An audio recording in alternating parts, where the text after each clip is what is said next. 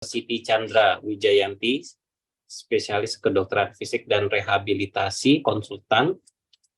Beliau adalah asisten profesor di program studi kedokteran fisik dan rehabilitasi medik di FKUI, menyelesaikan pendidikan dokter umum dari Universitas Trisakti tahun 2001, dilanjutkan dengan residensi daripada program studi kedokteran fisik dan rehabilitasi di FKUI.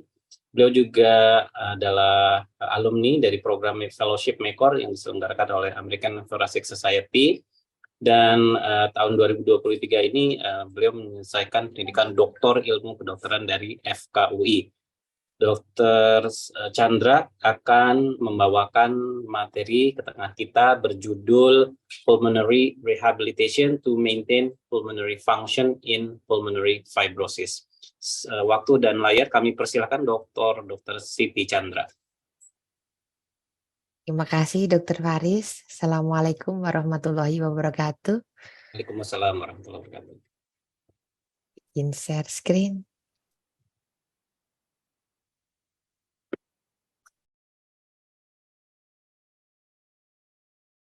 Sebelumnya terima kasih kepada PDPI, kepada panitia atas undangannya untuk ikut berkolaborasi dalam ILD Awareness Month.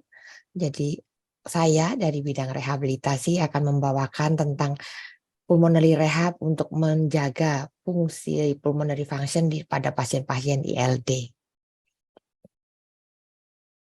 Ikut adalah disclaimer-nya. Kemudian impact ILD pada pasien itu apa? Seperti sudah dikatakan oleh pembicara-pembicara sebelumnya bahwa ILD itu adalah grup suatu penyakit yang menyebabkan scarring atau fibrosis di dalam jaringan paru. Jaringan paru yang fibrotik itu otomatis akan mengganggu fungsi paru tersebut karena gangguan untuk pengembangan serta pengempesan dari paru saat proses bernafas karena adanya gangguan dari tingkat organ paru itu sendiri. Kami di bidang rehabilitasi, kami akan melakukan latihan terkait dan mengembang dan mengempisnya paru ini selain latihan dari otot-otot di luar paru. Dan kami otomatis akan berdampak dengan kemampuan kami untuk membantu mengurangi disfungsi dari respirasi apabila penyakit dasarnya tidak diatasi. Limitasinya apa pada ILD? ILD itu ada inflamasi, fibrosis, kemudian gangguan tingkat seluler, ada alveol membran thickening dan lainnya sudah dikatakan, sehingga prinsipnya adalah restriksi, gangguan dari ventilatori, dari paru, dari disfungsi respirasi itu sendiri. Sehingga salah satu keluhannya adalah sesak. Akibat dari sesak itu adanya keterbatasan dari aktivitas. Aktivitas yang terbatas dengan sesak, dengan kemampuan paru untuk bekerja lebih kuat untuk menciptakan suatu gerakan, mengakibatkan rekrutmen dari otot yang dipakai pun lebih tinggi, sehingga ototnya mudah lelah. Skeletal muscle function-nya bisa turun karena dia kelelahan. Kardiovaskular function-nya juga bisa terganggu. Ini akan mengarah kepada exercise intolerant yang kita kenal sebagai ketidakmampuan dia untuk melakukan aktivitas sehari-hari. Even itu adalah aktivitas yang sederhana. Disabilitas ini muncul diawali dengan disabilitas dari sistem respirasinya ke arah disabilitas dari kemampuan dia melakukan aktivitas sehari-hari yang menurunkan kualitas hidupnya. Pulmonary rehabilitation adalah suatu modalitas kami dari rehabilitasi, modalitas non-farmakologis yang membantu sejawat yang sudah berjuang menjaga tingkat impairment di organ dengan mengobati kausatifnya, dan kami memperbaiki disabilitasnya. Di sini masuk untuk mengatasi disfungsi yang terjadi seoptimal yang kami bisa. Apa sih pulmonary rehab itu dan apa efeknya ke pasien? Pulmonary rehab itu, rehab paru itu core yang jadi inti adalah exercise, latihan fisik, dan seluruh latihan fisik ini ada di dalam paket suatu edukasi, kemudian oleh orang yang terlatih, dan ini terdiri dari tidak hanya latihan dan edukasi, latihannya ada beragam, baik tingkat di parunya atau tingkat global seluruh tubuhnya, baik latihannya itu penguatan ataupun latihan untuk daya tahan atau endurance. Apakah aman? Ia dinilai aman karena ini tailor-made, disesuaikan dengan setiap pasien, otomatis tidak bisa dipukul rata, akan ada dosis pengukuran dan penilaian dari bidang rehabilitasi. Jadi kita harus lihat secara konsep bagaimana pasien ini untuk kita berikan pulmonary harus tailor-made setiap pasien karena berbeda pemahamannya, berbeda kemampuan aksesnya ke dalam center, kemudian kemampuan dia untuk mengambil program itu dan menyelesaikan. Karena ketaatan pasien adalah inti dari keberhasilan program kami. Begitu pasien tidak taat, compliance-nya kurang, maka tidak akan optimal program rehabilitasi yang diberikan. Komponen pertama, pasien assessment, dinilai. Pasien yang dirujuk dari sejawat pulmonologis, kemudian mendapatkan segala macam tata laksana terkait. Kalau ILD berarti restriksi, kami nilai apa yang mungkin dan pertama kami berikan. Ada beberapa pemeriksaan yang harus diberikan untuk menentukan dosis latihan. Programnya juga komponen inti ada latihan penguatan dan latihan endurance atau ketahanan. Tapi juga ada latihan-latihan lain yang terkait, baik untuk paru-parunya sendiri maupun untuk ekstremitas atau tubuhnya atau tangan dan kakinya untuk dia menentukan aktivitas dia sehari-hari. Dan ini individually prescribed, jadi kami sebutnya tailor-made, dibuat khusus setiap orang, disesuaikan dengan kemampuan orang. Karena orang yang sama, kemampuan bisa berbeda dan dinamis setiap waktu.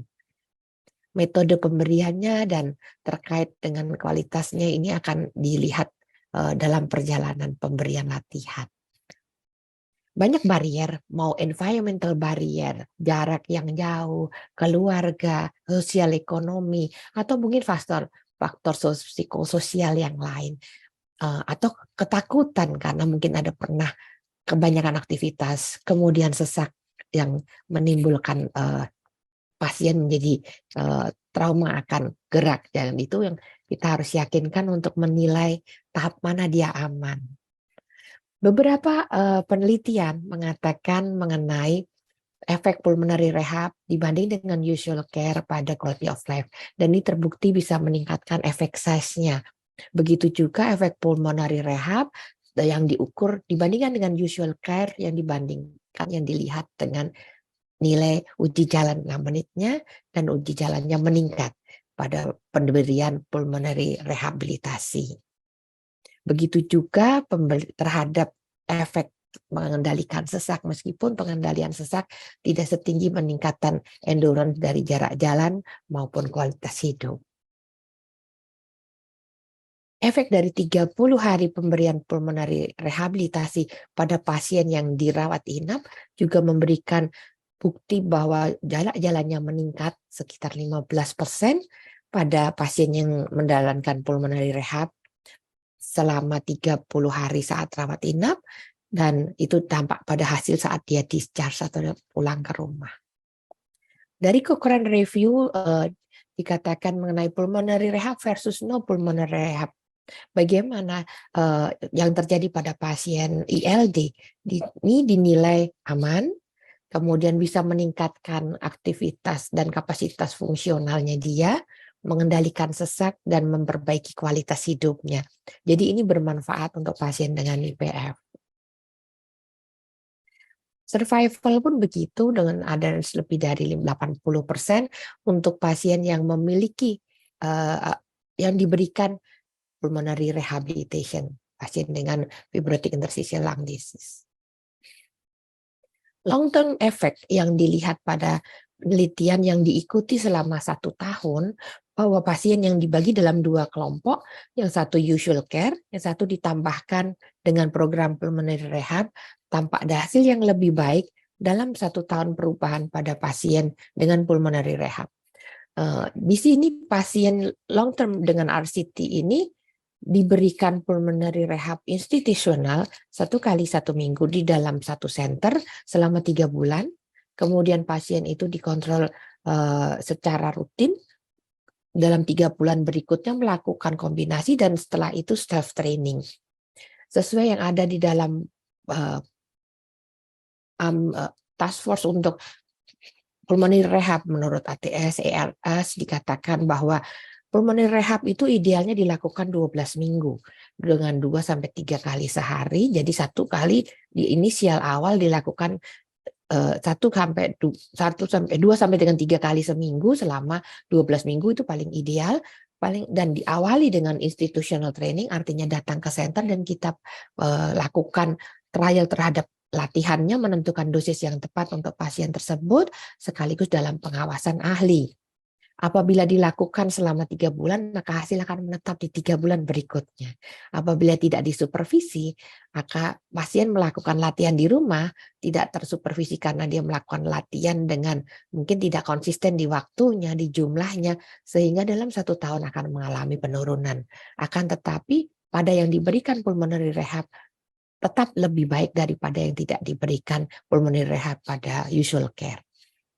Antifibrotik terapi yang diberikan pulmonary rehab juga memiliki hasil yang lebih baik dalam perbaikan uji jalan 6 menit serta kualitas hidup dibandingkan yang tidak diberikan pulmonary rehab. Dan pasien yang diberikan antifibrotik itu merupakan terapi kausatif. Jadi kami juga sangat membantu untuk kami untuk meningkatkan optimalitas kerja kami di bidang rehabilitasi untuk melakukan tata laksana terhadap disfungsi respirasi yang terjadi akibat gangguan paru restriktif ini.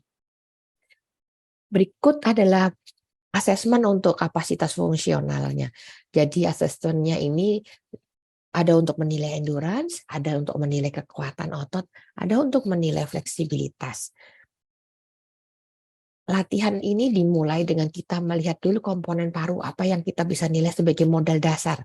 Kita memiliki lung function assessment, bisa mendapat nilai dari spirometri, karena ini adalah restriksi, jadi yang terdampak otomatis.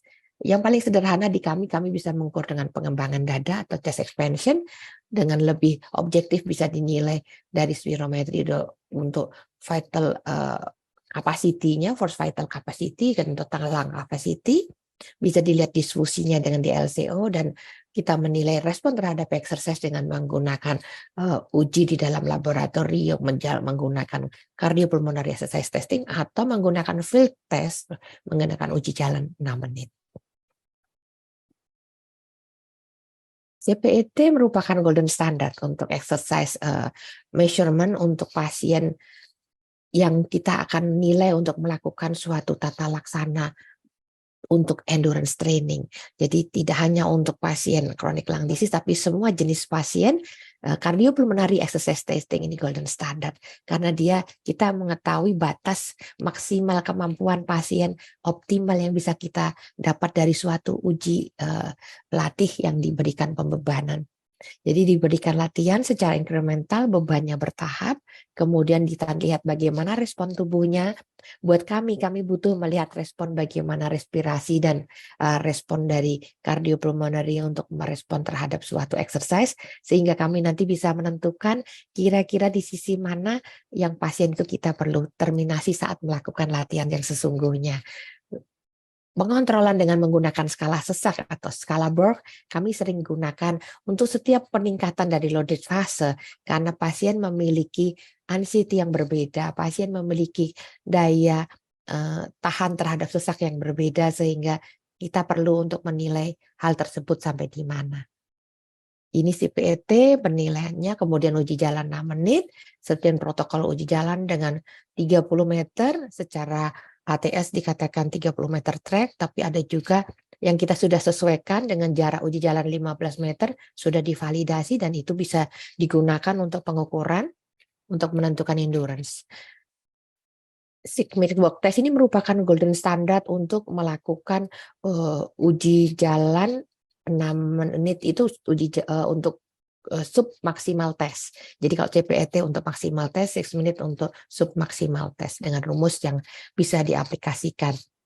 Kemudian ini intermittent cycle walk test, jadi dia lebih mendekati ke optimal function, mendekati CPET. Shuttle walk ini bisa untuk dilihat tapi ini bebannya lebih berat. Jadi untuk pasien yang dengan kemungkinan ada keluhan yang mudah sesak, dengan box shift cenderung bertambah, lebih aman dilakukan 6-minute walk test.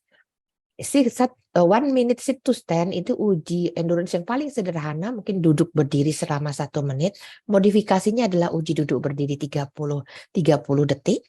Jadi ini untuk menilai kemampuan paru untuk rekrutmen dalam gerakan maupun rekrutmen dalam nafas. Pada waktu terjadi kelelahan dari otot respirasi dan diafragma terdampak, maka saturasi akan menurun. Di saat itu desaturasi terjadi. Karena diafragma selain berfungsi sebagai otot nafas, juga berfungsi sebagai core, otot penyangga badan. Jadi kalau duduk berdiri dilakukan, dia bekerja ganda sebagai otot gerak dan sebagai otot nafas. Ini dinilai bagaimana dia mampu melakukan dan dilihat bagaimana berapa kali yang dia mampu lakukan selama 1 menit, dan ini menjadikan follow up-nya. Jadi jangan lupa untuk melakukan monitoring, baik itu oximetry maupun jumlah yang di-maintain, dan ditanyakan dengan skala Borg sesaknya sampai di mana. Beberapa studi juga mengatakan tentang adanya desaturasi yang konsisten pada pasien yang dilakukan dengan 1 minute sit to stand ataupun 6 minute walk test pasien dengan ELD. Jadi kita harus lihat desaturasi yang aman berapa, tidak lebih dari 4 poin pada waktu kami melakukan latihan, kemudian tidak turun lebih di bawah 94 atau di bawah 90. Kalau lebih rendah dan cenderung turun, ada latihan lagi yang lebih sederhana sebagai clinical parameter yang kami sebut sebagai breath count test atau talk test. Kalau dia tidak bisa bicara dalam waktu yang dalam kalimat penuh, apa yang harus kami kerjakan? Karena berarti itu dia perlu relaksasi saat bernafas. Beberapa penelitian juga mengatakan tentang 1 minute sit to stand itu good test reliability untuk diberikan untuk penilaian exercise capacity pada pasien ELD. Meskipun 1 menit duduk berdiri itu juga berat untuk pasien dengan penyakit kronik. Makanya ada latihan lagi yang lebih dimodifikasi, yaitu 30 detik, dan modifikasi berikutnya adalah hitung nafas atau hitung breath count test. Ini latihan untuk penguatan. Prinsip kami di rehab, 1 RM itu 1 repetisi maksimal, 10 RM itu 10 repetisi maksimal. Jadi beban yang bisa ditarik atau diangkat dalam 1 repetisi maksimal, yang satu lagi 10. Karena waktu melatih lebih mudah kita mengukur yang 10 RM. Jadi kalau nanti sejawat bisa mempunyai alat untuk mengukur kekuatan nafas atau kekuatan otot, di situ misalnya dia bisa mengangkat beban 10 kali, berarti latihannya nanti tidak full karena latihannya itu submaksimal. Jadi 80% dari itu atau sekitar 60 sampai dengan 80%. Untuk pasien lebih berat lagi, kita turunkan kemampuannya ke 30%. Adaptasinya dilakukan bertahap. Kemudian ini adalah flexibility exercise test, bagian dari restrictive lung rehabilitation. Postur penyakit kronik, otot aksesorinya pasti terpakai. Posturnya pasti akan rounded, bahunya itu melengkung ke depan, kemudian kepalanya agak menunduk. Iga-iganya pun jadi kolaps gitu. Kemudian cenderung rounded, itu susah untuk paru-paru untuk mengembang dengan baik karena terkunci gerakannya. Sehingga posturnya harus dibetulkan.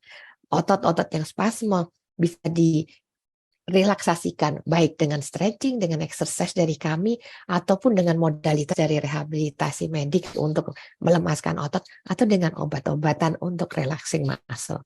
Dan dengan memperbaiki muscle spasm, memperbaiki postur, kami harapkan range of motion dari semua yang ada di dalam rongga torak yang mengganggu thoracal mobility menjadi lebih baik, sehingga total lung capacity dan vital capacity juga akan membaik karena perbaikan postur dari sangkar paru-paru. Ini prescription-nya tergantung dari yang kita dapatkan, hasil dari CPET-nya berapa, itu yang akan kita berikan. Penting exercise ini karena ini akan meningkatkan health statusnya. Kami dari rehab tidak bisa merubah secara impairment-nya, tapi disability disfungsinya kami bisa perbaiki karena meningkatkan exercise capacity, mengendalikan simptom dan memperbaiki kualitas hidup.